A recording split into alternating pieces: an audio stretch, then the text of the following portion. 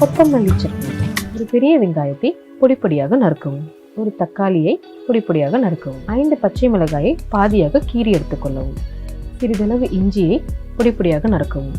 ஒரு கட்டு கொத்தமல்லியை எடுத்து பொடிப்பொடியாக நறுக்கி எடுத்துக்கொள்ளவும். ஒரு கடாயில் 2 தேக்கரண்டி எண்ணெய் ஊற்றி 1 தேக்கரண்டி உளுத்தம் பருப்பு, 1 தேக்கரண்டி கடலை பருப்பு, இஞ்சி, பச்சை மிளகாய், சிறிதளவு கருவேப்பிள்ளை, வெங்காயம், 3 பல் பூண்டு, நறுக்கி வைத்த தக்காளி, 2 தேக்கரண்டி துருவிய தேங்காய், நறுக்கி வைத்த கொத்தமல்லியை சேர்த்து நன்றாக வதக்கவும்.